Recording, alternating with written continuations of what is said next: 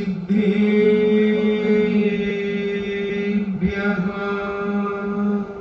ॐ नमः सिद्धेभ्यः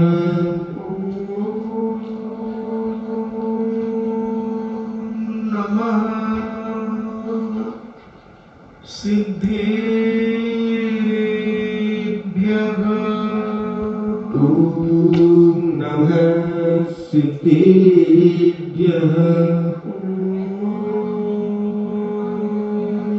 नमः सिद्धेभ्यः ॐ नमः सिद्धेभ्यः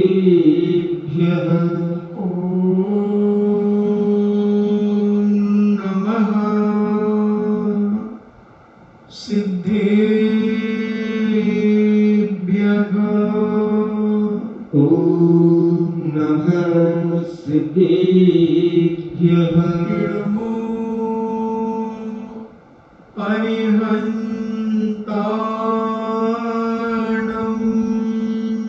नमो अरिहन्ताणम् नमो सिद्धाणम् नमो सिद्धाणम् नमो आयर्याणम् नमो आयर्याणम् नमो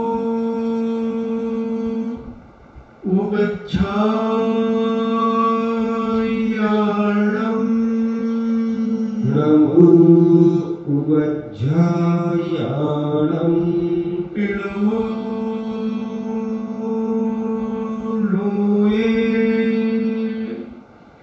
सब्बे साभूणम् नमो लोये सर्वसाहूणम् पंच परमेष्टि भगवान की जय। अहिंसामयी वीतराग विश्व धर्म की जय। देवादिदेव 1008 श्री आदिनाथ भगवान की जय। देवादिदेव 1008 चिंतामणि भोग उपसर्ग विजेता श्री पार्श्वनाथ भगवान की जय। देवादिदेव 1008 शासन नायक बाल ब्रह्मचारी भगवान महावीर स्वामी की जय। परम पूजनीय आचार्य श्रोमणि गुरुवर श्री कुंद कुंद महामुनिराज की जय। परम पूजनीय आचार्य श्रोमणि गुरुवर श्री विद्यासागर जी महामुनिराज की जय।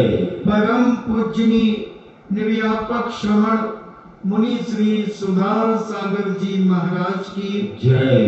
परम पूजनीय 3,9 करोड़ महामुनिराजों की जय। तपोदय अतिशय क्षेत्र की जय। परम पूज्य श्री लक्ष्मी गंभीर सागर जी महाराज की जय। स्वामी स्वामी चर्चा चल रही है संयम की। ग्रस्त जीवन के जो 6 आवश्यक हैं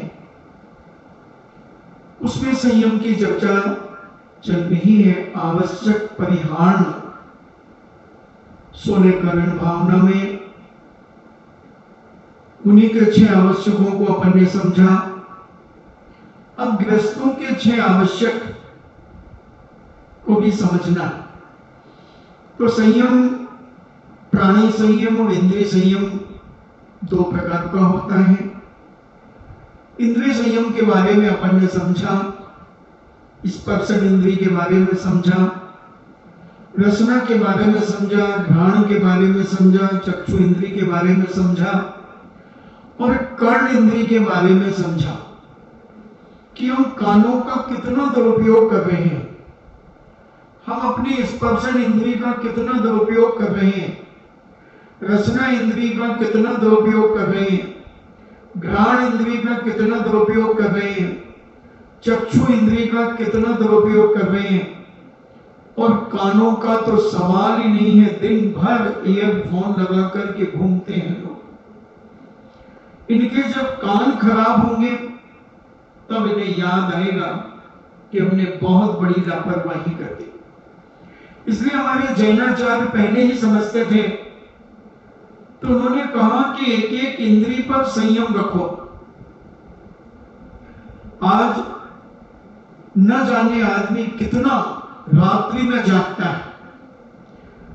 99% परिवारों में 11 के पहले तो कोई सोता ही नहीं आजकल। और पहले के लोगों की आंखें क्यों अच्छी होती थी? क्योंकि पहले के व्यक्ति 9 बजे तक तो हर हालत में सो ही जाते थे। वो अपनी आंखों की हत्या नहीं करते थे। और आज आंखों की इतनी हत्या हो रही है, इतना सुसाइड आंखों का हो रहा है कि जिसका हमें होश भी नहीं है। जो समय हमें सोने के लिए मिला था, उस समय में हम जागते हैं, और जो समय हमें जागने के लिए मिला था, उस समय में हम सोते हैं। उल्टा करने वाला का जीवन उल्टा ही होता चला जाता है। क्योंकि रात्रि में हिंसक प्राणी जागते हैं, रात्रि में क्रूर प्राणी जागते हैं, रात्रि में आतंकवादी, चोर, अनावश्यक जीवन जीने वाले लोग रात्रि में जागते हैं। और सज्जन व्यक्ति जो विवेकशील है, सज्जन है, वह बहुत अंतिम से अंतिम 10 बजे के पहले पहले सो ही जाते हैं। और उसमें जीवन का आनंद, स्वास्थ्य का लाभ, अनेक अनेक प्रकार के फायदे जीवन में होते हैं।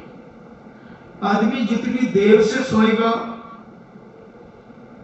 उतना विकृत होगा, उतना स्वाद बिगड़ेगा। इसलिए पहले के लोग, हमने देखा, सभी नगरों में देखता हूं कि पुराने लोग बहुत स्वस्थ रहते हैं। यहां पे ही बिचौलिया में एक बाबा जी आते थे जो 94 साल के पिछले चतुर्मास में थे। आज 95 साल के चल रहे होंगे। और पैदल आते थे वहां से, गांव से। सुबह भी आते थे, सुबह वापस जाते थे, शाम को प्रवचन में आते थे, शाम को वापस जाते थे। जब थोड़ी ठंड तेज पड़ने लगी तब वो एक गाड़ी से आते थे। लोहाड़िया ही परिवार का व्यक्ति था, है, और पैदल चलते थे। और आज का आदमी पैदल तो चलता ही नहीं, सूसू भी जाए तो मोटरसाइकिल पे जाए। इतना बिगड़ गया, इसलिए अनेक बीमारियां आकर के घेर ली। तो स्वास्थ्य, समय पे सोना, समय पे उठना, समय पे खाना, सारी की सारी चीजें जीवन में अनेक लाभदायक हुआ करती हैं। तो ये 5 इंद्रियों के बारे में अपन ने समझा।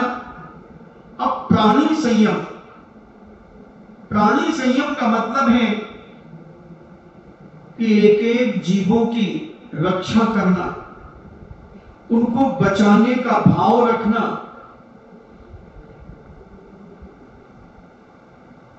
जैसे पृथ्वी काय, जल काय, अग्नि काय, वायु काय, वनस्पति काय, इनका अपव्यय नहीं करना, इनका दुरुपयोग नहीं करना, इनको यदवा तदवा इसके साथ खिलवाड़ नहीं करना, फालतू फूल पत्तियां नहीं तोड़ना, वनस्पति के ऊपर नहीं चलना, घास आदि को पैरों से नहीं कुचलना।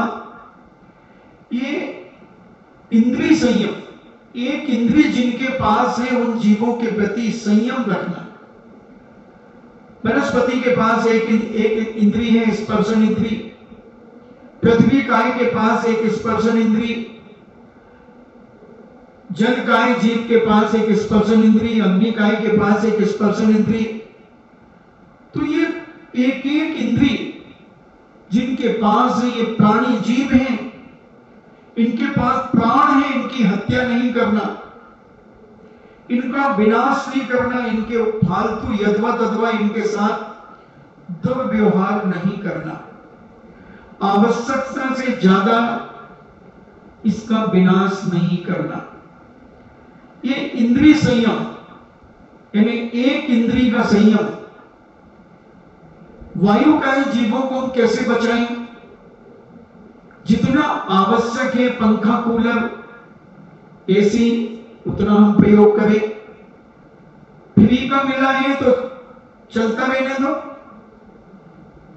24 घंटे चल रहा है कई जगह पर, चाहे घर में हो चाहे बाहर हो। तो ये सारा का सारा प्राणी संयम का असंयम है। जितना हमें आवश्यक है, वायुकाय जीव मर रहे हैं, आवश्यक से ज्यादा हमने पंखा चलाया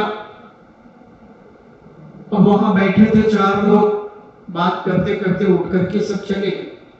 अब पंखा चल रहा है बैठक का, किसी ने नहीं बंद किया, ये हो गया असंयम। वायुकाय जीवों के साथ असंयम, अग्निकाय जीवों के साथ असंयम। यानी लाइट के माध्यम से पंखा चल रहा है, कूलर चल रहा है, तो जलकाय जीवों का भी असंयम। असंख्यात जीव हम मार रहे हैं। चलो तुम ग्रस्त हो, तुमसे गर्मी सहन नहीं होती, तुम कूलर पंखे चला रहे हो, मगर फालतू तो मत चलाओ, फालतू तो मत चलने दो। और अगर कभी हम बंद करने का भाव भी आता है तो जीवों की रक्षा करने का भाव नहीं आता, वहां बिजली के बिल का भाव आता है। अरे कूलर बंद कर दे, फालतू चल रहा है, बिजली का बिल भी तो आता है, पता नहीं 3-3, 4-4 हजार बिल आता है, तुझे क्या है, बंद कर दे कूलर। अब ये पाप है, ये असंयम है। और अगर इसी की भाषा को थोड़ा सा बदल दिया जाए, बेटा कूलर बंद कर दो, देखो फालतू में जीव मर रहे हैं, जल का जीव मर रहे हैं, अग्नि का जीव मर रहे हैं, वायु का जीव मर रहे हैं, बंद कर दो बेटा, फालतू चल रहा, कोई बैठा थोड़ी है वहां पर, नहीं कोई नहीं बैठा, तो बंद कर दो। तो ये संयम हो गया। तो ऐसे हम एक इंद्रिय जीवों का असंयम से उनका विनाश करते चले जाते हैं। वनस्पति जितनी आवश्यक है उतनी लाना, उतनी तोड़ना। वनस्पति के ऊपर हम चलते चले जाते हैं, गार्डनों में जब हम जाते हैं तो उस घास के ऊपर बच्चे उचकते कूदते रहते हैं, खेलते रहते हैं। उनके माता पिता भी कई बार तो उस घास में लेट जाते हैं, इधर से उधर लुढ़क भी जाते हैं बगीचों में। अब ये हम कितने जीवों की हत्या कर रहे हैं, कितने जीवों के प्रति असंयम भाव हम अपने जीवन में रख रहे हैं। और हमारे भगवान महावीर स्वामी ने बचपन में ही बता दिया कि इस वनस्पति में कैसे जीव हैं। महावीर स्वामी जब अपनी मां के साथ एक बगीचे में टहल रहे थे, घास के ऊपर नहीं, जो उस पर पट्टी लगी हुई थी उस पट्टी में, मगर उनकी मां घास के ऊपर पैर रख करके खड़ी थी। महावीर के अंदर एक चीख आई, महावीर बहुत वेदना से भर गए और कहा, मां तू मुझे अपने पैरों से कुचल रही है। मां ने कहा, बेटा तुम वहां खड़े हो, मैं यहां खड़ी हूं, कैसे कह रहे हो? बोले, मां देखो मेरी पीठ पर तेरे पैर का निशान। और महावीर ने जब अपनी पीठ का कपड़ा हटाया तो उनकी पीठ पर उनकी मां के पैर का निशान था। उन्होंने कहा, देखो मां तुम्हारे पैर का निशान मेरी पीठ पर। बोले, बेटा ये कैसे हुआ? बोले, मां जैसी जीवात्मा मेरे पास है, जैसी जीवात्मा तुम्हारे पास है, वैसी ही वैसी जीवात्मा इन घास के पास भी है। और इस घास के ऊपर जो आप पैर रख रहे हैं, तो मेरी आत्मा को वेदना हो रही है। मां ने विचार किया कि कितना करुणावान है मेरा बेटा, कितना दयावान है। और मां ने अपना पैर वहां से हटाया। ऐसी करुणा, ऐसी वेदना जिनके अंदर होती है, वो इंद्रिय संयम के अंतर्गत आते हैं। वो एक इंद्रिय के प्रति भी संयम भाव अपने जीवन में रखते हैं। फिर आती है दो इंद्रिय, लट आदि। इन जीवों की रक्षा करना, इन जीवों के प्रति संयम धारण करना, इन जीवों को जितना बचाया जाए उतना देख करके चलना, किसी जीव के ऊपर हमारा पैर ना पड़ जाए, दो इंद्रिय लट आदि जो होते हैं, केंचुआ होता है, और भी जीव होते हैं। तीन इंद्रिय में चींटे मकोड़े आ जाते हैं, चौ इंद्रिय में मच्छी मक्खी मच्छर मोइला आदि आ जाते हैं, जो उड़ने वाले जीव हैं। ये चौ इंद्रिय जीव हो जाते हैं। बरसात के समय अभी छोटे छोटे मेंढक कई जगह उत्पन्न हो जाते हैं, और हम रात में यदवा तदवा घूमते फिरते रहते हैं। वो पैरों से हमारे मरण को प्राप्त हो जाते हैं। हम ना जाने कितने तरीके से जीवों को मारते चले जाते हैं। मानसिक भी मारते हैं, वाचनिक भी मारते हैं, और कायिक भी मारते हैं। तो ये सारा का सारा असंयम हमारे जीवन का विनाशक। इसलिए जैनाचार्यों ने कहा कि इंद्रिय संयम और प्राणी संयम पर विशेष ध्यान दिया जाए। इन जीवों की रक्षा करें अपने जीवन में, और जितना तुम रक्षा करोगे उतना पुण्य तुम्हारे जीवन में बंधेगा। कैसे लग जाती है तुम्हें ठोकर? क्यों लग जाती है तुम्हारे पैरों में ठोकर? क्यों हो जाते तुम्हारे एक्सीडेंट? क्यों हो जाते हैं कई महिलाओं के गर्भपात? क्यों हो जाती है बांझ?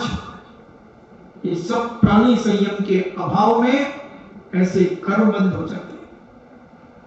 हम यदवा तदवा देखते हुए चलते हैं, और हमें पैरों से अनेक प्रकार के जीव मरण को प्राप्त हो जाते हैं।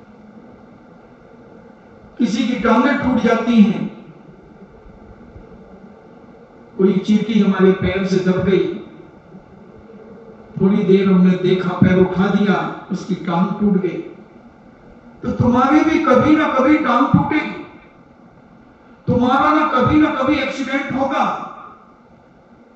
क्योंकि तुमने किसी दूसरे जीव की टांग तोड़ी है। तो ये कर्म बनते चले जाते हैं। हमने कभी किसी पक्षी का घोंसला गिरा दिया, सफाई करते समय अंडा गिरा दिया, और वही अंडा भी सेया नहीं गया था पूरा। बस ऐसा तुम्हारा ही जीवन में होगा कि तुम्हारा बच्चा पूरा नहीं हो पाएगा और गर्भपात हो जाएगा, क्योंकि तुमने प्राणियों के प्रति संयम भाव नहीं रखा, उनको बचाने का प्रयास नहीं किया, उनके घर तोड़ दिए। तो ये पहले बनने के पहले ही अगर सफाई रखें, जब उन्होंने घर बना लिया, अंडा दे दिया, और तुमने वहां से उठा करके अलग रख दिया, उनके बच्चे गुम जाते हैं। कई बच्चे गुम जाते हैं। क्यों गुम जाते हैं? उनने पूर्व जन्मों में पक्षियों के अंडों को इधर उधर रख दिया, अपने घर की सफाई के नाम पर उन्हें हटा करके कहीं और रख दिया। तो कर्म कहता है तुमने उसकी मां को सताया है, उसकी मां बार बार उस जगह पे आ रही है और उसे अपना बच्चा नहीं मिल रहा है, तो तुम्हारा बच्चा भी गुम जाएगा, तुम भी ढूंढोगे उसे। ऐसे एक नहीं हम अनेक पाप अपनी जिंदगी में हम करते चले जाते हैं, और उसका दुष्परिणाम ये होता है कि आदमी जब दुखी होता है तब आता है, महाराज क्या कारण है हमारे यहाँ ये परेशानी हो रही है? हमने तो कुछ किया ही नहीं, किसी का कुछ बिगाड़ा ही नहीं। पुण्य के उदय में कभी किसी को अपनी गलती महसूस नहीं होती है। जब सब तरफ से पुण्य का उदय रहता है आदमी का, तब उसे कोई गलती एहसास नहीं होती। वो तो जमीन में देखता ही नहीं, आसमान में देखता है और जीवों का विनाश करता चला जाता है, लोगों की उपेक्षा करता चला जाता है, लोगों को नीचा दिखाता चला जाता है, अपमान करता चला जाता है। जब वो पाप, जब कर्म उदय में आता है, तब उसकी दृष्टि नीचे हो जाती है, तब वह नीचे देख करके चलता है। पुण्य के उदय में हर आदमी इतराता है। बहुत बिरले होंगे कि जो पुण्य के उदय में नीची गर्दन कर लेते हैं, आंखों को नीचा कर लेते हैं और प्राणी की रक्षा करने में अपना जीवन लगा देते हैं। और जब संसारी जीव का पुण्य बढ़ता है तो वह किसी को कुछ समझता ही नहीं, किसी को कुछ नहीं समझता, मात्र उसके विनाश के लिए पूरा जीवन लगा देता है।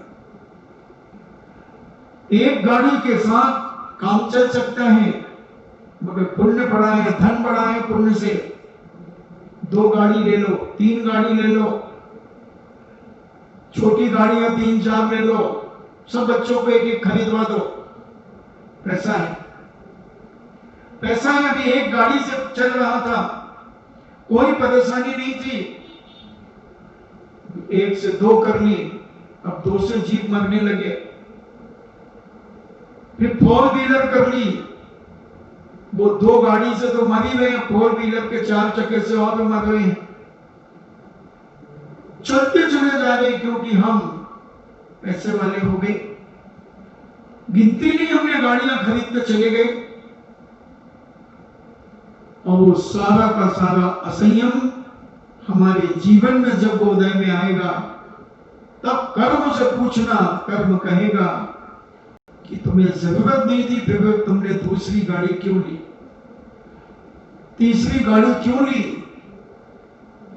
एक गाड़ी से भी काम चल सकता है, चलाने वाले चलाते हैं, मगर तुम्हारा पुण्य बढ़ा तो तुमने उस पुण्य से पाप की क्रिया बढ़ाई कि पुण्य की क्रिया बढ़ाई? पुण्य की क्रिया कितनी बढ़ाई और पाप की क्रिया कितनी बढ़ाई, इस पर विचार करो। तब वो कर्म उदय में आता है और उसे जब हम सहन नहीं कर पाते, हम चीखते चिल्लाते हैं, रोते हैं, तो बंधुओं, जैनाचार्यों ने संयम की बात कही और इस संयम के माध्यम से हम अपने जीवन के किए हुए पापों की निर्जला कर सकते हैं। एक देश निर्जला तो हम कर ही सकते हैं, और धीरे धीरे जब एक देश निर्जला होती चली जाएगी, तो एक दिन वो भी आएगा कि हम पूर्ण संयम धारण करके, महाव्रतों को धारण करके, और एक दिन हम केवल ज्ञान प्राप्त कर सकते हैं, और केवल ज्ञान प्राप्त करके हम मोक्ष को प्राप्त कर सकते हैं, संपूर्ण कर्म का क्षय कर सकते हैं। जीवन बहुत सावधानी का है, सावधानी के बिना जीवन अधूरा रहता है। इसलिए जितनी सावधानी हम अपनी प्रत्येक क्रिया में रखें, वही क्रिया हमारे जीवन में पुण्यदायी होगी, और नहीं तो पाप का संचय तो हमारा बढ़ता ही चला जाएगा। ऐसे देव पूजा, गुरु उपासना, स्वाध्याय, संयम, तपा। अब ग्रस्तों के तप की बात आती है, तब तो वही अनशन, अनुरोध, व्यक्ति कर संख्यान, रस परित्याग, विविध संयसन, काय क्लेश, ये बाह्य तप है। ग्रस्तों को इन बाह्य तपों को करना ही चाहिए। उपवास, अपनी शक्ति को न छुपाते हुए उपवास करना चाहिए, और शक्ति हर व्यक्ति के पास है, वो अपनी शक्ति की व्यक्तिकरण नहीं कर पाता, वो उसकी कमजोरी है।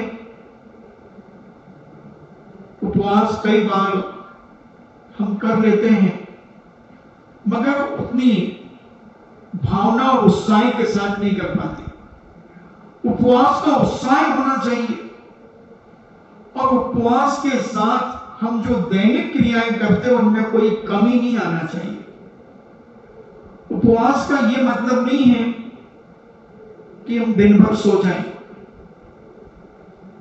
नहीं, जो जो कार्य आप करते थे वो सारे धार्मिक कार्य आपके होना चाहिए। उपवास करें, अपनी शक्ति को न छुपाकर, उनोदर करें, भूख से कम खाना उनोदर है, क्योंकि इसकी हम व्याख्या उपवास की यानी तपों के बारे में बहुत विशद व्याख्या 15-20 दिन में हमने इसकी उपवास के बारे में बताया था। अब ये प्रसंग जब पुनः आ गया तो ऐसे जो 12 तप हैं इसमें हम गृहस्थ में रहकर के इन तपों को कर सकते हैं। भूख से कम खाना, अनशन, उनोदर, व्यक्ति परिसंख्या। हम कुछ नियम लेकर के अपने भोजनशाला में जाएं, अपने घर में जाएं, जब भोजन करने बैठे कोई ना कोई एक नियम आप ले लें कि सबसे पहले मुझे अगर लौकी की सब्जी परोसी जाएगी तो मैं भोजन करूंगा, नहीं तो भोजन नहीं करूंगा। ये व्यक्ति परिसंख्यान हो गया आपका। कोई ना कोई एक नियम। महाराज जी फिर अगर नहीं परसेंगे तो फिर क्या करेंगे? नहीं परसे तो आप शांति से उठ करके 2 घंटे बाद भोजन करने जाना। ये भी आपका एक तप हो जाएगा। 2 घंटे के लिए आपने भोजन छोड़ दिया। जैसे सकते हो आधा घंटा ले लो, 1 घंटा ले लो, तो कुछ ऐसे नियम कि आज मुझे किसी भी कोई भी एक कलर ले लिया मन में कि इस कलर के कपड़े पहन करके अगर परिवार का व्यक्ति मुझे भोजन परोसेगा तो मैं भोजन स्वीकार करूंगा, नहीं तो नहीं करूंगा। मगर कह मत देना पहले से कि ये वाला कलर का नियम मैंने ये कपड़े पहन के परोसना नहीं। अपने मन में ले लो और अचानक मिल जाए तुम्हारे पुण्य से। जैसे हमने पूज्य शांति सागर जी महाराज के जीवन की विधियां बताई थी, अनेक प्रकार की विधि उन्होंने व्यक्ति परिसंख्यान में ली थी। ऐसे आप भी अनेक प्रकार के नियम ले सकते हैं। रस परित्याग, कोई ना कोई एक रस का कम से कम त्याग होना चाहिए कि नहीं जो बना है सब खाते जाओ, सब खाते जाओ। तो तुमने देखा जो वाकई में साधु बने हैं वो थाली देख करके कितनी चीजें उठवा देते हैं। ये उंगली चलती है उनकी, ये भी हटाओ, ये भी हटाओ, ये भी हटाओ, ये भी हटाओ। कुछ ना कुछ त्याग होना ही चाहिए। 6 रसों में से कोई ना कोई एक रस एक दिन के लिए कम से कम त्याग होना ही चाहिए। इसीलिए सप्ताह में 7 दिन होते हैं, तो उन 7 दिनों की रसी के बारे में श्रावकों के लिए व्यवस्था बनाई गई। कभी नमक तो कभी मीठा, कभी घी, कभी दही, कभी दूध, कभी तेल, कभी नमक, कभी वनस्पति। ऐसे इनके त्याग से आपकी साधना बढ़ती है। और भविष्य में बातें मत करो, भविष्य में आप अपनी संलेखना के लिए रास्ता तैयार करें, क्योंकि संलेखना अगर आपको भविष्य में लेना है तो आपको यह साधना करना ही पड़ेगी। और रस का त्याग करना, अनशन, उनोदर, व्यक्ति परिसंख्यान, रस परित्याग, विविध संन्यास। एकांत में शयन करें, अकेले शयन करें, जहां लोगों का ज्यादा आवागमन ना हो। ऐसे एकांत में अपने घर में ही करें, मगर उस कमरे में किसी का आना जाना ना हो, ऐसा विचार करके शयन करें। तो अनशन, उनोदर, व्यक्ति परिसंख्यान, रस परित्याग, विविध संन्यासन, काय क्लेश। इन्हें शरीर को क्लेश देना, कष्ट देना। कितनी देर तक एक आसन से आप बैठ सकते हैं? 2 मिनट बैठो, मगर संकल्प पूर्वक बैठो कि 2 मिनट तक हम हिलेंगे डुलेंगे नहीं। 5 मिनट करो, 7 मिनट करो, 10 मिनट करो, धीरे धीरे इसको बढ़ाओ। और अगर ये नहीं बढ़ाओगे तो हम धर्म भी अपने जीवन में नहीं कर सकते। आसन जब तक हमारा सिद्ध नहीं होगा तब तक हम ध्यान सामायिक आदि नहीं कर सकते, सामायिक प्रतिमा ही नहीं ले सकते, अनुव्रत ही नहीं ले सकते, क्योंकि हम तो दिन भर झूला सा झूलते रहते हैं बैठे बैठे। तो हम सामायिक कैसे करेंगे? 12 व्रतों को कैसे पालन करेंगे? क्योंकि 2 समय की सामायिक करना पड़ेगी 12 व्रतों में, तो उसके लिए हमें बैठने का अभ्यास करना चाहिए। ये काय क्लेश है, अल्प सुन हो सकता है, कोई बात नहीं, बैठे रहो। और सबके पास ताकत है, ऐसा कोई भी व्यक्ति नहीं है जिसके पास ताकत ना, सब बैठ सकते हैं। बैठ तो सकते हैं, या तो लालच से बैठेंगे, कोई लालच दे दिया जाए कि अगर आप 1 घंटे तक, या तो कोई धमकी दे दी जाए, किसी आतंकवादी को बुला दिया जाए और वो सामने बंदूक अड़ा दे और कहा कि हिलना डुलना मत, नहीं तो ये पूरी गोलियां छेंकी जो तेरे ऊपर उतरेंगी। बड़े बड़े प्लेन में जब आतंकवादी घुस जाते हैं, 2 आतंकवादी 200, 250 लोगों को हिलने डुलने नहीं देते। तो वो भय के कारण जब हम बैठ सकते हैं एक जगह, तो धर्म के कारण क्यों नहीं बैठ सकते? और धर्म के प्रति जब तुम्हारी आस्था, श्रद्धा, विश्वास जागृत होगा, तब तुम धर्म के प्रति भी बैठ सकते हो। व्रती व्यक्ति जब व्रती बनता है तो उसको उन व्रतों के प्रति बड़ा आह्लाद होता है, बड़ा आनंद आता है, उत्साह होता है, और अपने वह 12 व्रत बहुत निर्दोष पालन करके अपनी साधना में अग्रसर होता है।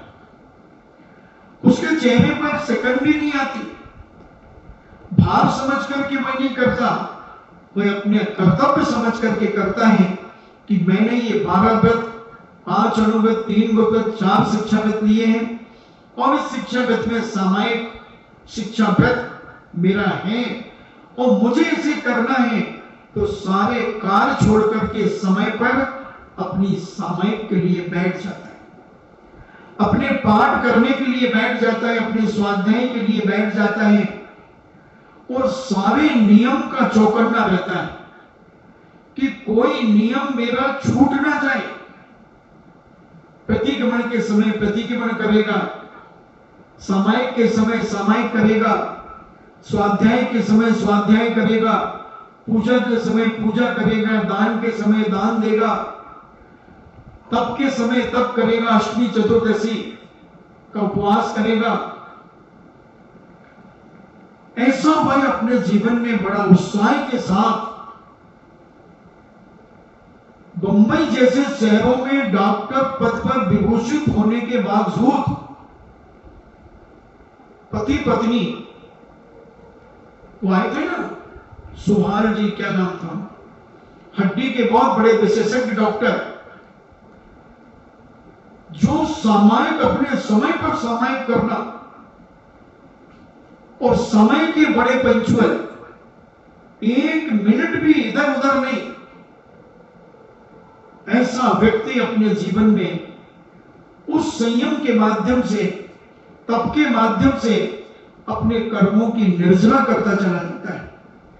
इसलिए जीवन को सुरक्षित करने के लिए अनुव्रत प्रत्येक जैन समाज के व्यक्ति को अपने जीवन में पालन करना चाहिए, क्योंकि अनुव्रत कोई कठिन नहीं है।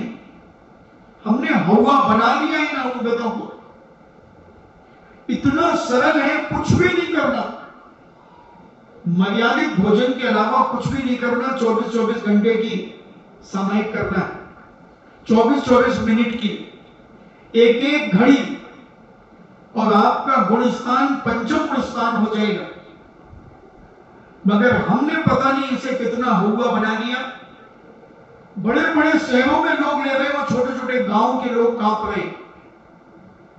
और जो सारी सुविधाएं गांव में हैं, शहरों में सुविधाएं नहीं है, मगर वो सारी सुविधाएं जुटाते हैं। बंबई जैसे नगर में रहकर और डॉक्टर होने के बावजूद 12 व्रतों का पालन कर रहे हैं, 12 व्रतों का पालन कर रहे हैं। बड़े बड़े सेठ साहूकार, पाटनी परिवार की महिला 12 व्रतों का पालन कर रही है। सूरत में बड़े बड़े करोड़पति अरबपति परिवार की महिलाएं, पुरुष 12 व्रतों का पालन कर रहे हैं। हमारे अंदर जिज्ञासा नहीं जाग रही, हमारे अंदर मन नहीं बन रहा है। हमें धर्म के प्रति एक नलक, एक उत्साह जो होना चाहिए, वो नहीं हो पा रहा। संतों के समागम से अगर हमने इतना भी प्राप्त नहीं कर पाया तो फिर क्या किया? मात्र कमंडल में पानी भरा और रोटियां खिलाई। स्वयं ने क्या किया अपने लिए? तुमने तो साधु को भोजन करा दिया, वो पुण्य तो कमा लिया, मगर अपने आप का गुणस्थान कब बढ़ाओगे?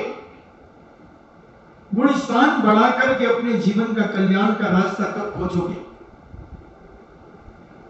और व्रती बनने में मैं तो कहता हूं, आगम कहता है, जिनवाणी कहती है, शास्त्र कहते हैं, आचार्य कहते हैं, कोई परेशानी होने का सवाल ही नहीं है। खूब व्यापार करो, कोई व्यापार में रोक टोक नहीं है। 2 प्रतिमा वाले को क्या 7 प्रतिमाधारी तक व्यापार कर सकता है। सारी दुनिया में घूम के तुम व्यापार करो, कौन मना कर रहा है? जो व्यापार में झूठ साझ बोलते हो वो बोलो, सब कुछ करो, मगर एक बंधन में बंध जाओ, बंधन में बंध जाओ। सीमाएं बना लो अपने जीवन में, और वो सारी सीमाएं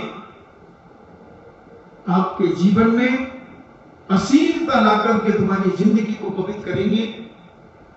तो ऐसा तपों के माध्यम से प्रायश्चित, विनय आदि जो अंतरंग तप है, स्वाध्याय, इन तपों को भी आप अपनी मानसिकता के साथ तपना शुरू करें।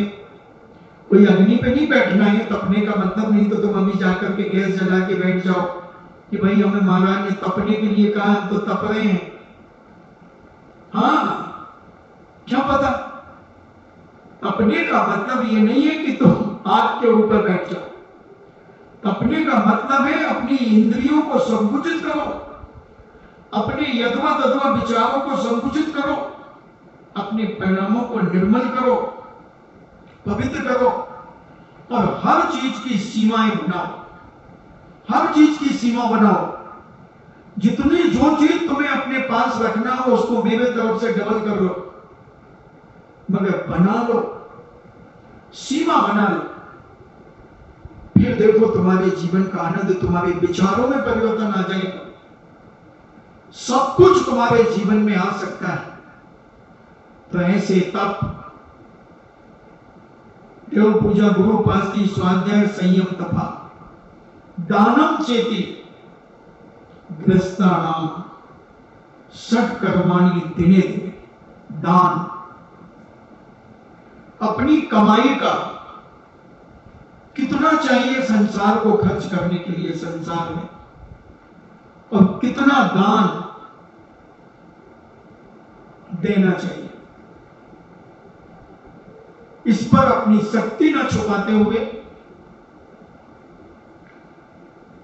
पूज्य बड़ों ने स्वावकाचारों में 25% कमाई का दान कम से कम कहा। अगर 100 रुपए कमाए हैं तो 25 रुपए दान करो, 75 रुपए में आप अपनी जिंदगी जियो। संसार के लिए 75 रुपए और धर्म के लिए मात्र 25 रुपए। महाराज जी बहुत होते हैं 25, 20 करके भाई। नहीं महाराज 20 भी बहुत होते, 15 कर ले महाराज, 15 भी बहुत होते। 85 रुपए तुझे खर्च करने के लिए दे रहे हैं, संसार के लिए दे रहे हैं, चल कोई बात नहीं 90 ले ले। मगर 10% तो करना ही चाहिए। अगर 100 रुपए कमाए हैं तो तुम्हें 10 रुपया किसी गरीब के लिए, किसी अस्पताल के लिए, किसी जिनालय में, कहीं भी जहां तेरी मर्जी हो उसके लिए निकालो। 100 रुपए में 10 रुपया। अगर मैं तो कहता हूं सारे भारत की जैन समाज 100 रुपए में 10 रुपया भी अगर धर्म के लिए निकाल ले, मंदिर के लिए निकाल ले, तो आज सारे जैन मंदिर सोने के बन जाए। सारे जैन मंदिर। आप हिसाब करो, कमाई देख लो कितनी किसकी है, और उसके 10 रुपया रोज 100 में 10 निकाल लो। अगर एक घर में अपन औसत निकालें, सबके पूरी समाज का औसत निकालें, कितना निकाल लो? 3000, 5000। कोई 500 भी कमाता होगा, कोई 1000 भी कमाता होगा, कोई 20,000 भी कमाता होगा, कोई 25,000 भी कमाता होगा। चलो 3000 भी निकालें तो उस घर से 3000 के कितने रुपए निकलेंगे? 300 रुपए एक घर से। तो एक दिन में कितना पैसा निकलेगा? जो 500 कमा रहा उससे 50 रुपए निकलेंगे, जो 1000 कमा रहा उससे 100 रुपए निकलेंगे, और जो 20,000 कमा रहा उससे 2000 निकलेंगे। ऐसा औसत अगर हम निकालें, कितना दान इकट्ठा होगा, और इतना दान जब मंदिरों में आएगा तो मंदिर अपने आप सोने के बनते चले जाएंगे। मगर हमारा तो 10% भी नहीं होता। बहुत मुश्किल से 3-4%, 5% से ज्यादा किसी का दान ही नहीं। जिंदगी भर का मिला लो, कमाई मिला लो और दान मिला लो, 5% से ज्यादा नहीं होता। कोई भी हो जाए, कितना बड़ा भी दानी क्यों ना हो जैन समाज का, मगर 5% से दान ज्यादा है ही नहीं। आप विचार कर लो, टोटल कर लेना। कब से कमा रहे हो, कितना दान जब से कमाना शुरू किया है, और आज तक में कितना दान दिया और कमाया कितना? 5% भी मैं ज्यादा कह रहा हूं, चाहे वो पाटनी क्यों ना। 5% भी ज्यादा कह रहा हूं। आदमी ने 95% अपने पाप के लिए खर्च किया है। बोलो पलड़ा किसका भारी है? पाप का पलड़ा भारी है कि पुण्य का पलड़ा भारी है? इसलिए ये श्रावक के आवश्यक, ये 6 आवश्यक, इनका पालन प्रत्येक गृहस्थ को करना चाहिए, प्रतिदिन करना चाहिए।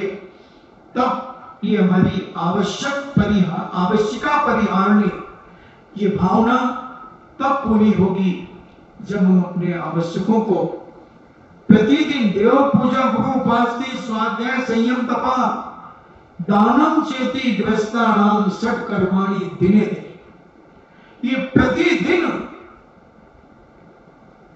मैंने देखा बांसवाड़ा के अंदर, मैंने जब 2007 में चतुर्मास किया खांडू कॉलोनी में, तो एक भी ऐसा बच्चा नहीं आता था जो मंदिर की गुल्लक में पैसे न डाले। एक भी बच्चा और बड़ा, जितने बांसवाड़ा के अंदर जहां जहां में गया, नौगामा देखा, बागीदोरा देखा, खांडू कॉलोनी देखी, और भी कुशलगढ़ आदि, अर्थूना आदि देखे। 8-8, 10-10 दिन रुके जहां जहां। मैंने देखा बच्चा मंदिर के दर्शन करने के बाद जब वापिस लौटता है तो अपनी जेब में से पैसे निकाल करके मंदिर की गुल्लक में डालता। अलग से पैसे मंदिर की गुल्लक के लिए उन बच्चों को दिए जाते थे। आज वही बांसवाड़ा की पहले 2007 के पहले क्या पोजीशन थी और आज क्या पोजीशन है, बांसवाड़ा से पूछना। पूछना उनसे। 2007 का जब चातुर्मास हमने किया था तो 11,000 रुपए के लिए भी सोचते थे परिवार के लोग कि मैं 11,000 बोलूंगा मगर कितने दिन में दे पाऊंगा, और अब 11 लाख तो एक मुश्किल में निकाल लो। 8 दिन के अंदर हम जब गए थे स्कूल के लिए, कितना 8 करोड़ या 4 करोड़ रुपया इकट्ठा हुआ था 8 दिन में, 4 करोड़ रुपया स्कूल के लिए। कोई ने ना किया ही नहीं। और आज खानू कॉलोनी के मंदिर में जो वहां के लोगों ने बताया कि एक साल में कम से कम 70 लाख रुपए की शांति धारा होती है, और भक्तांबर की 35 लाख 36 लाख रुपए भक्तांबर के साल में इकट्ठे होते हैं। जब होगा जब ही तो देंगे ना। और इसके पहले अगर साल में 3600 निकल जाए तो बड़ी बात है। और जो 2007 से उन्होंने जो धर्म को समझा, धर्म को जाना, और जो भक्ति की अंदर से उस समय जो उन्होंने पुण्य, महासाथी से पुण्य कमाया, जहां ग्राउंड फ्लोर पर मकान थे 2-2 3-3 कमरों के, आज 2-2 3-3 मंजिल के मकान, कम से कम 250 मकान नए बन गए, बल्कि अब तो और ज्यादा बन गए होंगे। जब हम गए थे 222 मकान बने थे नए। अभी जब होली में 3-4 साल पहले जब होली में गए थे, अब तो कम से कम 25-50 और बन गए।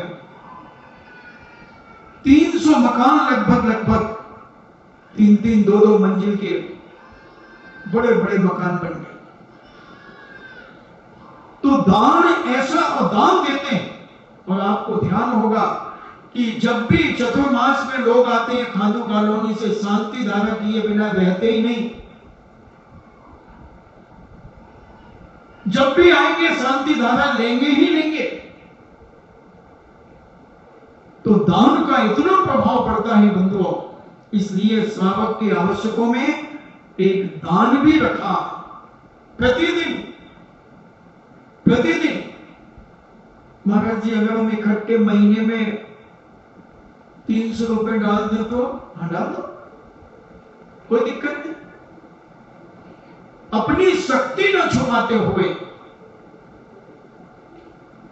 ऐसे नहीं पूरा परिवार मिलकर के 300 रुपया डाल दे।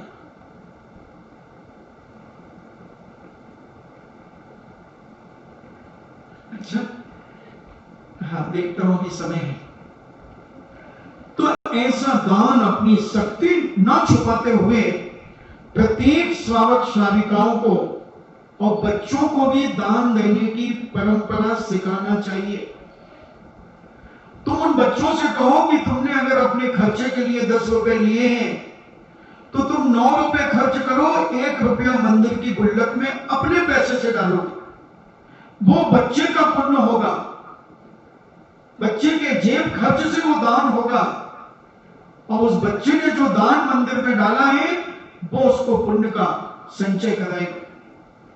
जो भी आप बच्चे को खर्च करने देते हैं, 1 रुपया 2 रुपया 5 रुपया, उसका 10% बच्चे से कहो कि बेटे तुमने दिन भर में 5 रुपए लिए हैं तो 50 पैसे मंदिर की गुल्लक में जाएंगे। अगर 10 रुपए लिए हैं तो 1 रुपए मंदिर की गुल्लक में जाएगा। और ये परंपरा जब बच्चों के जीवन में आएगी तो नियम से वो बच्चे महान पुण्यशाली होंगे, और मिट्टी छुएंगे सोना होगा। क्योंकि दान की परंपरा उन्होंने अपने बचपन से सीखी है। प्रत्येक माता बहनों को अपने बच्चों को यह संस्कार देना चाहिए। जब भी उनको खर्च के लिए पैसे दो, पहले कह दो बेटा कितने रुपए लिए? मैंने 20 लिए। हाँ तो 20 लिए हैं तो 2 मंदिर की गुल्लक में जाएंगे और 18 रुपए तुम्हारे खर्च के लिए होंगे। ये संस्कार अगर हम देते हैं तो बच्चे भविष्य में कभी भी दान से वंचित नहीं रहेंगे।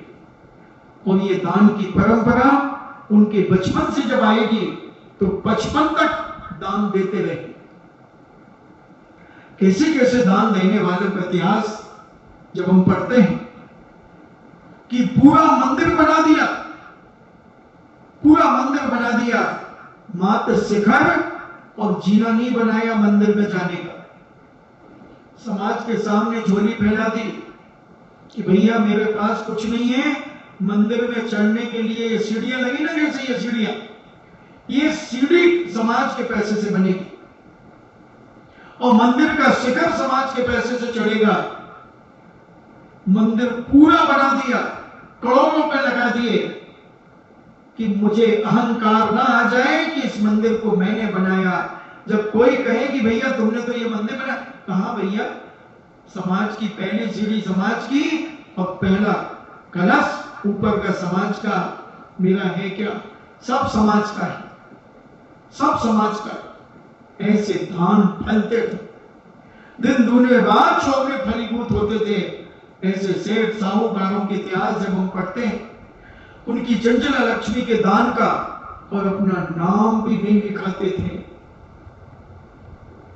सीढ़ीमंद समाज की, कलश समाज का, हमारा क्या है? हमारा तो कुछ नहीं, बीच का है। अगर ये सीढ़ी समाज नहीं बनाती तो मंदिर में चढ़ते कैसे भैया? ऐसे भी लोग हमने देखे और हम इस दान को समझे। अभी कुछ खबर आई कि चंदन छठ की कथा सुना दीजिए। अब हमें तो सीधी सीधी बात दें और नमक मिर्ची मिला के सुनाते तो हमें 1 घंटा उसको सुनाने में लगता है।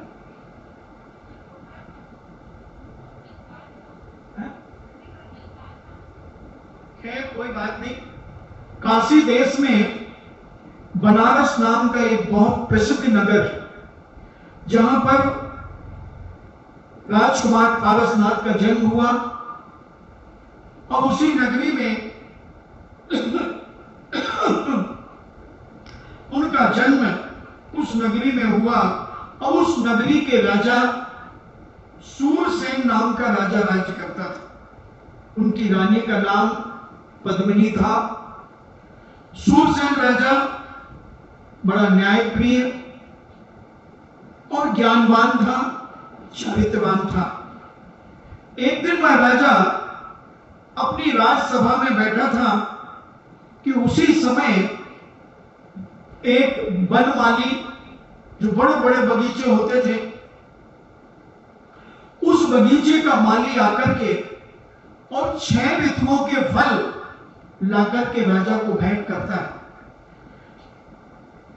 जब उन फूलों को, फलों को देखकर राजा बड़ा आश्चर्यचकित होता है और कहता है, माली जी, अभी तो ऋतु है ही नहीं आमों की, अभी तो ऋतु है ही नहीं लीची की, अभी तो ऋतु है ही नहीं केले की, मगर ये 6 ऋतुओं के, शीत ऋतु के फल, गर्मी के फल, शिशिर ऋतु के फल, ये 6 ऋतुओं के फल एक साथ कैसे आ गए? तब वह माली कहता है, महाराज की जय हो। महाराज, आपके इस शुभ नगर में परम पूज्य केवली भगवान का शुभागमन हुआ है और उनके आने से सभी ऋतु के फल वृक्षों में आ गए हैं। तो मैं आपको याद दिलाने के लिए ये 6 ऋतुओं के फल लेकर के आपके चरणों में भेंट करने आया हूं। राजा बड़ा आश्चर्यचकित होता है और जानता है कि स्वजन और पुरजन सहित वंदना के लिए जाना चाहिए। राजा घोषणा कराता है अपने बनारस में और सारे लोगों को डोली पीटी जाती है कि केवली भगवान का आगमन उद्यान में हो गया है। सभी लोग उनके दर्शनार्थ चले और राजा सूरसेन और रानी पद्मिनी हाथी के ऊपर सवार होकर, सारी प्रजा अनेक प्रकार से भेंट लेकर के, कोई रत्नों के थान लेकर के जा रहा है, कोई सोने चांदी के थाल लेकर के जा रहा है, कोई सोने के श्रीफल लेकर के जा रहा है, कोई चांदी के श्रीफल लेकर के जा रहा है। अपनी अपनी शक्ति न छुपाते हुए भगवान के लिए भेंट लेकर के जा रहे हैं। और बड़े भक्ति भाव से सारे नगरवासी वहां पहुंचे। भगवान केवली की 3 प्रदक्षिणा देकर के उन्होंने बड़े भक्ति भाव से उनके दर्शन किए और दर्शन करके राजा और प्रजा वहां केवली भगवान के चरण पादमूलों में बैठ जाती है और सारे लोग भगवान का उपदेश सुनते हैं। उन केवली भगवान का उपदेश सुनने के बाद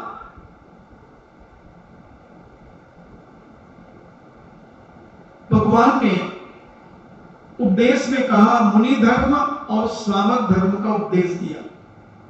जो एक देश व्रतों का पालन करते हैं, अणुव्रतों का जो पालन करते हैं वो एक देश धर्म है, और जो संपूर्ण व्रतों का पालन करते हैं वो महाव्रत कहलाते हैं। सकल देश और एक देश, ऐसा उपदेश उन्होंने दिया। 5 महाव्रत आदि 28 मूल गुणों का उन्होंने वर्णन किया, जो अपन बड़े विस्तार से पहले सब सुन चुके हैं। और अणुव्रतों का, 12 व्रतों का और 11 प्रतिमाओं का उपदेश दिया। उपदेश सुनकर के अनेक श्रावक श्राविकाओं ने व्रत धारण किए और उन व्रतों को धारण करके श्रावक बने। कुछ लोगों ने मुनि दीक्षा धारण की, कुछ माताओं बहनों ने आलिका के व्रत धारण किए। और ऐसा सब कुछ उपदेश सुनकर जिन्होंने व्रत धारण कर लिए, उन लोगों ने पूज्यवर से हाथ जोड़कर के निवेदन किया कि भगवान, हमारा कितना सौभाग्य है, हमारा कितना पुण्य का उदय है कि आपके दर्शन हमारे को हुए। और राजा ने बड़ी भक्ति भाव से भगवान से पूछा कि हे भगवान, मेरा रानी के प्रति इतना अधिक स्नेह क्यों है, किस कारण से? तो जब भगवान ने यह प्रश्न सुनकर उत्तर दिया, राजा सुनो, अवंती देश में एक उज्जैन नाम का नगर है और वहां पर वीरसेन नाम का एक राजा राज्य करता था। अब उनकी रानी का नाम वीरमती था। उज्जैन नगरी में वीरसेन राजा और वीरमती रानी, इसी नगर में एक जिंदत्त नाम का सेठ रहा करता था और उसकी जयावती नाम की सेठानी थी। उस सेठानी से एक पुत्र का जन्म हुआ जिसका नाम ईश्वर चंद रखा गया। और उस ईश्वर चंद ने अपनी मामा की पुत्री के साथ पाणी ग्रहण किया और पाणी ग्रहण करके सुख शांति से अपने जीवन का यापन करने लगा। एक दिन जिंदत्त सेठ और सेठानी जयावती ने विचार किया कि संसार की असारता, संसार का कोई भरोसा नहीं, जीवन एक पानी का बुलबुला है, जीवन एक कांच का बर्तन है, कब टूट जाए और कब फूट जाए। तो उन्होंने अपने जीवन के कल्याण के लिए भगवान से पूछा कि भगवान, हम क्या आर्य का दीक्षा ले सकते हैं? भगवान ने कहा कि हाँ, क्यों नहीं। और सेठ जिंदत्त ने अपना सारा भार अपने बेटे ईश्वर चंद को दे दिया। और ईश्वर चंद की जो धर्म पत्नी थी उसका नाम था चंदना। उनका पाणिग्रहण हो गया था। तो राजा जिंदत्त, सेठ जिंदत्त ने और जयावती ने जिनदत्त सेठ ने 28 मूल गुणों को धारण करके परम पूज मुनि पद को पाया और आरिका ने उपचार से महावेदों का पालन करने का संकल्प किया और आरिका हो गई। तब के महत्व से आयु पूर्ण होकर दोनों मुनिराज और आरिका देव और देवी हुए और पिता का पद प्राप्त कर ईश्वर चंद्र और चंदना सुख से युक्त होकर के अपने जीवन का यापन करने लगे। एक दिन उस नगर में अति मुक्तक नाम के एक मुनिराज पधारते हैं और मुनिराज मासोपवासी थे। एक माह का उपवास करके आहार को उठते थे और जब एक माह के उपवास के बाद पूज्यवर आहारचर्या के लिए नगर में पधारे तो ईश्वर चंद्र सेठ ने अपनी सेठानी चंदना से कहा कि देखो, महान तपस्वी मुनिराज अपने नगर में प्रवेश कर रहे हैं और एक माह का उपवास किए हुए हैं और ध्यान में बैठ करके उन्होंने महान साथी से पुण्य कमाया है। उनके शरीर की वर्गणा अपने महल में पढ़ना चाहिए, इसलिए तुम उनका पड़गाहन कर। चंदना कहती है, प्राणनाथ, ऐसा दुर्भाग्य कहां, ऐसा सौभाग्य कहां है कि मैं पूज्यवर को पड़गा सकूं। क्यों? क्योंकि मैं विधुमती हूं। इस समय मैं विधुमती हूं और मैं अभी पड़गाहन नहीं कर सकती। ईश्वर चंद्र कहता है, देख, किसी को मालूम थोड़ी है, गुपचुप करके तू भोजन बना और भोजन बना करके उज्जवल को पड़गाहन कर दे।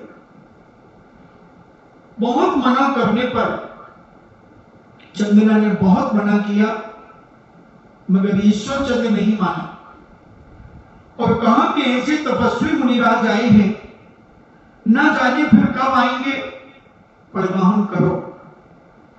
उसने बहुत मना किया, मगर पति की हट के सामने चंदना की बिल्कुल भी नहीं चली और विधुमती अवस्था में उसने भोजन बनाया, मुनिराज का पड़गाहन कर लिया। पड़गाहन कर लिया, दोनों पति पत्नी ने मुनिराज का पड़गाहन कर लिया और मुनिराज को पूरी शुद्धि बोलकर, मन शुद्धि, वचन शुद्धि, काय शुद्धि, आहार जल शुद्ध है, और कुछ भी शुद्ध नहीं था। न मन शुद्ध था, क्योंकि उसके अंदर धंधुकी लगी हुई थी कि मैं अशुद्धि में हूं, मैं विधुमती हूं, मैं कैसे आहार बना रही हूं। मगर पति के डर से, पति के दबाव से उसने भोजन बनाया और आहार दान दे दिया। मुनिराज आहार लेकर के वन की ओर चले गए। वन की ओर चले गए और 3 दिन ही पूरे नहीं हुए और वो गुप्त पाप उजागर हो गया। गुप्त पाप उजागर हो गया। दोनों सेठ सेठानी को, इन्हें चंदना को और ईश्वर चंद्र को कोढ़ हो गया। दोनों के शरीर में ऐसा कुष्ठ रोग हो गया जिससे मवाद और खून बहने लगा। 1-1 इंच शरीर का ऐसा खून और पीप से युक्त हो गया। पूरा शरीर कोढ़ से युक्त हो गया। जब दोनों बड़े दुखी हो गए, अब उस कोढ़ की वेदना सहन करने में उनकी घबराहट, वेदना और तड़फन से जीवन जीने लगे। एक दिन भाग्योदय से श्री भद्र नाम के मुनिराज उसी नगर में आते हैं और श्री भद्र नाम के मुनिराज के पास जब वो उद्यान में विराजित थे, तब नगर के लोग उनकी वंदना करने के लिए जाने लगे। तब ईश्वर चंद्र ने अपनी धर्मपत्नी चंदना से कहा कि चलो अपन भी भक्ति पूर्वक मुनिराज के दर्शन करें, उनका गुणानुवाद करें, उनके चरणों में बैठे।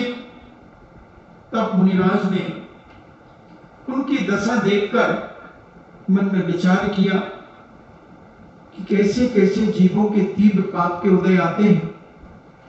इतना सर्वांग सुंदर सेठ और चंदना सर्वांग सुंदर, मगर दोनों पति पत्नी कुष्ठ रोग से ग्रसित हैं। ईश्वर चंद ने बड़े भक्ति भाव से हाथ जोड़ करके निवेदन किया कि हे भगवान, हमने ऐसा पूर्व जन्म में कौन सा पाप किया कि जिसके कारण हमारी ये दुर्दशा हो रही है। तब पूज्य श्री भद्र मुनिराज ने कहा कि पूर्व जन्म में ही नहीं सेठ, तुमने इसी जन्म में इतना बड़ा घोर पाप किया है। महाराज, हमने ऐसा क्या पाप किया? तुमने गुप्त पाप किया। और वो गुप्त पाप ये था, क्योंकि मुनिराज अवधि ज्ञानी थे, निमित्त ज्ञानी थे, उन्होंने अपने अवधि ज्ञान के माध्यम से जाना कि इन्होंने मासूमवासी मुक्ति सागर महाराज को, अति मुक्ति सागर महाराज को इसने ऋतुवती अवस्था में मुनिराज का पड़गाहन किया है। आहार दान दिया और शुद्धि बोली, काय शुद्धि भी बोली, मन शुद्धि भी बोली, वचन शुद्धि भी बोली और आहार जल शुद्ध भी बोला। उसका दुष्परिणाम है कि तुम दोनों को ये कुष्ठ रोग हुआ, कुष्ठ रोग हुआ। तब दोनों बड़े विनीत भाव से मुनिराज से उसका निवारण पूछने लगे कि हे भगवान, इसका कोई निवारण भी होगा इस अपवित्रता का? ऐसा कहकर पूज्यवर ने कहा कि तुमने धर्म का अपमान किया है। ठीक है महाराज, उपवास थे, कोई बात नहीं थी। जो एक माह का उपवास कर सकता है वो 2 माह के भी कर सकता है। जो एक उपवास कर सकता है वो दो उपवास भी कर सकता है। जिसको आस्था और श्रद्धा और विश्वास होती है वो कर लेता है। तब उन्होंने कहा कि भगवान, इसका कोई निवारण का उपाय बताइए, इस असाता वेदनी कर्म के क्षय का कोई कारण बताइए। तब पूज्यवर ने कहा दोनों दंपति से, सेठ चटानी से, कि तुमने ये बहुत बड़ा कृत्य किया है, ये प्रायश्चित का भागीदार है और तुम दोनों को इसका प्रायश्चित करना चाहिए। तब प्रभु ने उनको उपाय बताया।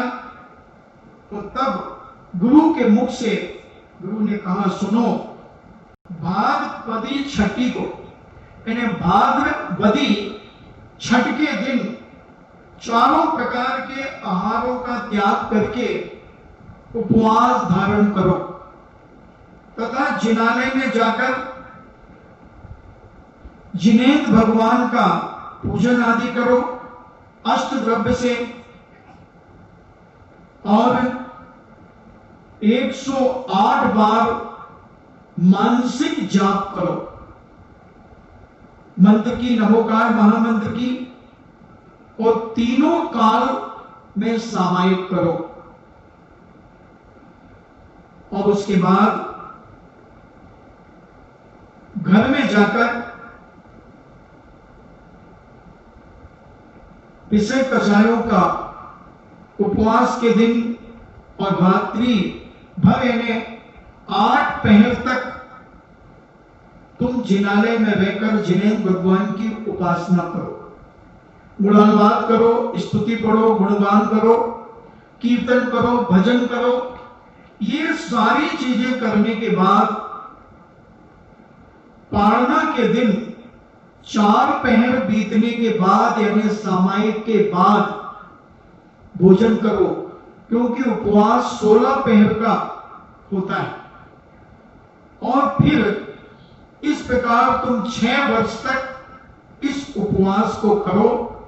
हर भादोबदी छठ के दिन यह उपवास करके इसका उद्यापन करो। और उद्यापन तो पूज्य मुनि श्री ने बता दिया कि 6 बड़े बड़े जिनालय बनाओ उद्यापन में, 6 बड़े बड़े स्कूल बनाओ, 6 बड़ी बड़ी हॉस्पिटल बनाओ, और क्या कहूं, 6 बड़ी बड़ी संतशाला बनाओ, 6 बड़ी बड़ी धर्मशाला बनाओ। जो भी 6 चीजें, जितना मंदिरों के 6 मंदिरों के जीर्णोद्धार कराओ, तो जितना तुमसे करते बने अपनी शक्ति न छुपाते हुए करो। महाराज जी इतना तो नहीं कर सकते, तो 6 ज्वार के दाने चढ़ा दो। महाराज जी ये भी कमजोर नहीं है, हाँ तो फिर इसके बीच का करो। 6 मंदिर नहीं बना सकते तो 6 भगवान बैठा दो जिसके उद्यापन होना है। 6 फुट जिनालय के 6 भगवान बिठा दो। 6 बार भक्तांबर जी का पाठ ले लो। महाराज जी तुम भी कहां की बातें कर रहे हो? तो भाई हम तो वही बताएंगे, उत्कृष्ट को बता दिया और जघन्य बता दिया, 1 नंबर का भी बता दिया और लास्ट नंबर का बता दिया। लास्ट में तो तुम कहते नहीं महाराज इतने भी नहीं है, तो बीच का तुम्हें जितना करना हो वो कर सकते हो। ऐसा उन दंपति ने ये सुनकर के, व्रत विधि सुनकर पूज्य मुनिराज की साक्षी में व्रत विधि सहित उसका पालन किया और कुछ दिनों में उनके अशुभ कर्म का क्षय हुआ, निर्जरा हुई और बिल्कुल निरोग काया दोनों सेठ जगानियों की हो गई। और अंत में दोनों व्रती बनकर के संन्यास पूर्वक यानी समाधि लेकर के दोनों ने अपनी देह का विसर्जन किया और दंपति रत्नचूड़ और रत्नमाला नामक देव और देवी हुए। बहुत काल तक स्वर्गों के सुखों को भोगने के बाद, वहां का काल पूरा करने के बाद अंत में आयु पूर्ण करके वहां से चलकर तुम राजा रानी हुए हो, इसलिए तुम दोनों में इतना प्रेम है। समझ में आ गया? रत्नमाला देवी तुम्हारी पटरानी पद्मिनी हुई है और तुम सेठ राजा हुए हो। ऐसा पूर्व जन्म के पुण्य के उदय से, उस प्रेम भाव से जो तुमने व्रतों को पालन किया, उन व्रतों के प्रभाव से तुमने स्वर्ग आदि में गमन करके अपनी निंदा गरा करके अपना प्रायश्चित करके अपना शुद्धिकरण किया। तो ऐसी चंदन छठ की कथा, और चंदना उसका नाम था, तो उसको पूज्य मुनिराज ने वो व्रत दिया, इसलिए उसका नाम चंदन छठ पड़ गया। छठ तो पहले भी आती थी, उसकी इस घटना के पहले भी छठ थी, मगर उसने इस व्रत को करार किया, इसलिए इसका नाम चंदन छठ पड़ा। अब तुम करो तो तुम्हारा अपने नाम से बना लो, मनोरमा छठ कर लो, सीता छठ कर लो, और जिसके जो नाम हो वो कर लो, मगर करो जरूर। ऐसा कुछ मुनिवर का कथन है। इन्हीं मंगल भावना के साथ जिनवाणी स्तुति।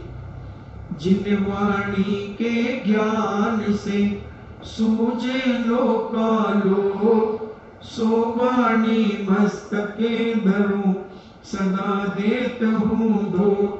हे जिनवाणी भारती तो ये जपो दिन रेन, जो तेरो सरना गहे सो पावे सुख चैन। देव भजो अरिहंत को गुरु सेवा निर्ग्रंथ, दया धर्म पालो सदा यही मोक्ष का पंथ। नौवा नमो का